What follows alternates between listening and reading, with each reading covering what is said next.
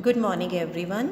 Today we discuss Unit 1 of Business Ethics and Social Responsibility. Topic is Relationship with Values and Law.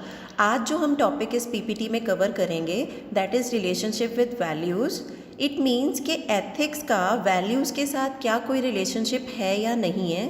इससे पहले हमने discuss किया था इससे पहले वाली पीपीटी में एथिक्स एंड मोरालिटी कि एथिक्स और मोरालिटी में क्या डिफरेंस है.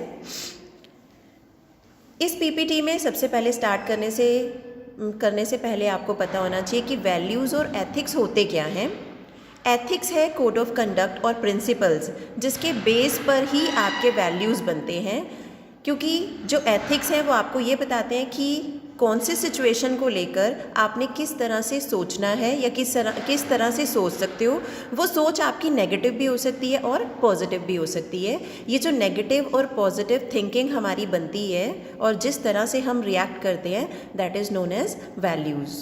और हर एक बिज़नेस को कंडक्ट करने के लिए, प्रॉब्लम्स को एनालाइज करने के लिए, इंटरप्रेट करने के लिए, उनका आउटकम निकालने के लिए सबसे पहले हमें ये पता होना चाहिए कि जो हमारे एम्प्लॉयज़ हैं या जो भी हमारे स्टेक होल्डर्स हैं जो ऑर्गेनाइजेशन में काम कर रहे हैं, उन सब की इंटरप्रिटेशन करनी, उनकी परसेप्शन को समझना वो तभी पॉसिबल हो सकता है जब आपको एक बेस पता हो. तो यहाँ पर वैल्यूज़ और एथिक्स दोनों के अंदर एक कनेक्शन है. अब यहाँ हम डिस्कस कर रहे हैं कि एथिक्स और वैल्यूज़ में क्या रिलेशनशिप है. वैल्यूज़ क्या हैं? आपके बिलीफ जो आप होल्ड करके रखते हैं एक थिंग्स और डिफरेंट एस्पेक्ट्स ऑफ लाइफ को ध्यान में रखते हुए जो आपका बिहेवियर बनता है उसको हम क्या बोलते हैं? वैल्यूज़. और एथिक्स क्या है? कोड ऑफ कंडक्ट जो डिसाइड करता है व्हाट इज़ राइट और व्हाट इज़ रॉन्ग. एक पर्टिकुलर सर्कमस्टांसेस को ध्यान में रखते हुए आपने ये चेक करना कि आपने जिस सिचुएशन में रिएक्ट किया है वो सही है या गलत है.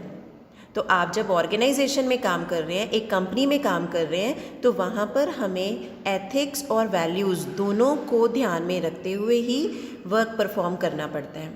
वैल्यूज़ को और ज़्यादा अच्छे से समझने के लिए हमें उसके फीचर्स पता होना चाहिए कि वैल्यूज़ होता क्या है. वैल्यूज़ का मतलब कुछ रिफ्लेक्ट नहीं कि आपके सामने कोई सिचुएशन आई और आपने उसको रिफ्लेक्ट कर दिया. नहीं, वो क्या स्पेसिफाई करता है? What we ought to do. आप क्या कर सकते हैं, आपके जजमेंट्स क्या हैं, आप क्या जज कर रहे हैं किसी सिचुएशन को लेकर, इमोशनली आप कैसा सोच रहे हैं, आपका नेचर कैसा बनता है. मोरल ड्यूटीज़ आपने पढ़ा था, मोरालिटी भी आपने लास्ट पीपीटी में पढ़ा है. नेक्स्ट, परमानेंट नेचर का होता है बट आप इसको चेंज भी कर सकते हैं according to time, according to situation. अभी मैंने बोला कि एक ऑर्गेनाइजेशन में काम करने के लिए वैल्यूज़ और एथिक्स दोनों इम्पॉर्टेंट हैं. अब हम इस टॉपिक में पढ़ रहे हैं कि वैल्यूज़ इम्पॉर्टेंट क्यों होते हैं. वैल्यूज़ से ही आपका क्या बनता है? बिहेवियर. और बिहेवियर से ही क्या बनता है? परसेप्शन. तो ये जो फर्स्ट पॉइंट यहाँ पर हाईलाइट किया गया है इसमें आप अंडरलाइन करेंगे वर्ड परसेप्शन. और परसेप्शन का मीनिंग आप सबको बहुत अच्छे से क्लियर होगा कि परसेप्शन का मीनिंग क्या होता है कि आप एक किसी सिचुएशन को लेकर कैसा सोचते हैं, कैसा उस सिचुएशन को लेकर समझते हैं. जैसा समझेंगे वैसा रिएक्ट करेंगे और जैसे रिएक्ट करेंगे उसी तरह से परफॉर्म करेंगे.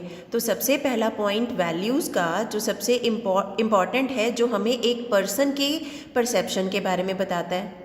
और जब परसेप्शन के बारे में पता चल जाते हैं तो हम उसको इंटरप्रेट करने की कोशिश करते हैं कि इस पर्सन ने इस सिचुएशन को लेकर इस तरह से रिएक्ट किया, तो ऐसा रिएक्ट क्यों किया. आपको रीज़न्स पता चल जाते हैं. जब आपको रीज़न्स पता चल जाते हैं तो आप उसको क्या करते हैं? इवैल्यूएट करने की कोशिश करते हैं. उसको अगर वो गलत परफॉर्म कर रहा है तो उसको सही करने की कोशिश कर सकते हैं. और ये जो लाइंस मैंने बोली हैं, अगर आप इसको एक बिज़नेस पॉइंट ऑफ व्यू से सोचो तो अपने एम्प्लॉयज़ को, अपने सप्लायर्स को, अपने बैंक्स और फिनेंशियल इंस्टीट्यूशंस के साथ अगर हमें ये डिफरेंट पार्टीज़ के साथ डील करना है तो आपको पता है कि ये सब चीज़ें पता होनी चाहिए कि एक पर्सन की परसेप्शन क्या है. परसेप्शन के अकॉर्डिंग आप उसको इंटरप्रेट करेंगे. इंटरप्रेट करने के बाद आप उसको इवैल्यूएट भी कर सकते हैं. अब मैंने बताया आपको कि वैल्यूज़ जो होती हैं हमारी वो एक तरह की नहीं होती हैं, डिफरेंट टाइप्स ऑफ वैल्यूज़ होती हैं. जैसे कि individualistic values, family values, professional values, national values, moral values and spiritual values. हमारी वैल्यूज़ अलग अलग तरह की, अब ऐसा नहीं है कि हम एक ही तरह से सोचते हैं, अलग अलग इंडिविजुअल को ध्यान में रखते हुए, पूरी फैमिली को ध्यान में रखते हुए, प्रोफेशनल पूरे ऑर्गेनाइजेशन में कैसे काम करना है, किसके साथ कैसे डील करना है, एक नेशन, डिफरेंट नेशंस हैं, डिफरेंट वैल्यूज़ हैं, डिफरेंट एथिक्स हैं, उनको ध्यान में रखते हुए मोरल वैल्यूज़, हमारी मोरल ड्यूटीज़। अब सारे पर्सन्स एक जैसे नहीं होते ना, या फिर हमने अभी पहले वाली पीपीटी में ये भी डिस्कस किया है कि हमारी मोरल ड्यूटीज़ क्या होनी चाहिए, हमें कितना ट्रस्ट वर्दी होकर काम करना है, कितना पेशेंट होना ज़रूरी है। And last one is spiritual values. Business ethics का जब हमने टॉपिक स्टार्ट किया था तो उसी में मैंने आपको कुछ एक एग्जाम्पल दिए थे, जैसे स्वामी विवेकानंद जी के थे, या डिफरेंट वेदास बताए गए जो हमें ये बताते हैं, हमें कुछ प्रिंसिपल्स सिखाते हैं कि आपने अपनी लाइफ में किन किन कामों को आप कर सकते हैं, क्या काम सही होते हैं, क्या आप काम गलत होते हैं। तो ये सब चीज़ें स्टडी करने के बाद, मतलब एक पर्टिकुलर लाइन नहीं है जिसकी वैल्यूज़ आपको सीखनी है, ये सब चीज़ें आपको नई नई थिंग्स के बारे में, नई नई परसेप्शन, नया नया बिहेवियर जो हमारा बनता है वो इन सब बातों को ध्यान में रखते हुए बनता है।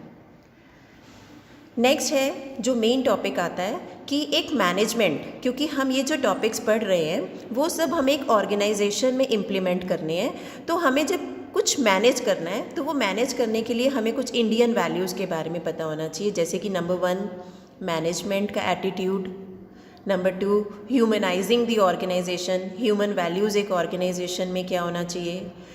हमें सबसे पहले अपने बारे में पता होना चाहिए कि मेरा सेल्फ इंट्रोडक्शन, मेरा सेल्फ रिप्रेजेंटेशन क्या है, मैं क्या हूँ, मुझे ये अच्छे से पता होना चाहिए।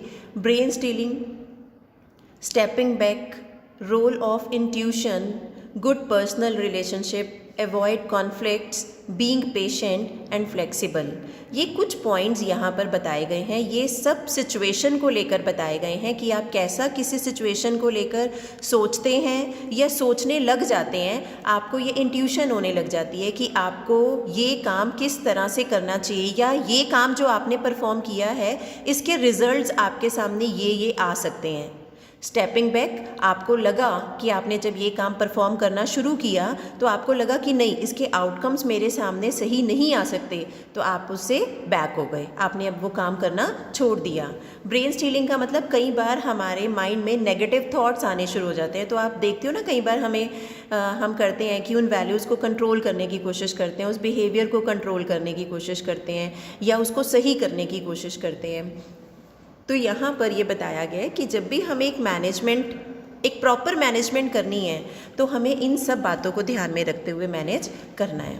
लास्ट में आपको डिफरेंस बताया गया कि एथिक और वैल्यूज़ में डिफरेंस क्या होता है। एथिक क्या है? प्रिंसिपल्स, जिसमें बताया गया है क्या सही है क्या गलत है, और वैल्यूज़ क्या है? जो इवैल्यूएट करता है किसी भी पर्टिकुलर कोई भी एनीथिंग जो भी आपने परफॉर्म किया उसकी इम्पोर्टेंस को।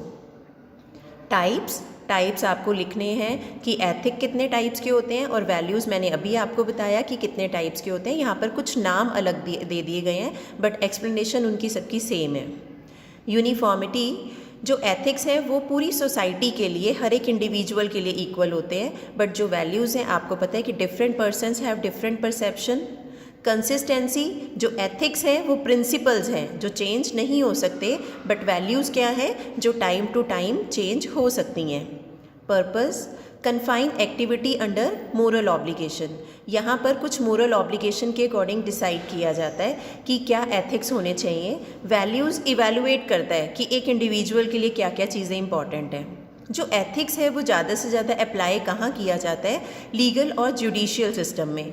और वैल्यूज़ कहाँ पर किया जाता है? हमारे पर्सनल वैल्यूज़, हमारी जो ये पर्सनल रूटीन है, डेली रूटीन है, उसको ध्यान में रखते हुए, और उन एरियाज़ में ये वैल्यूज़ जो हैं वो अप्लाई किए जाते हैं। ये था टॉपिक आपका ethics, relationship of ethics and values. ये भी टॉपिक आपका शॉर्ट नोट के लिए है।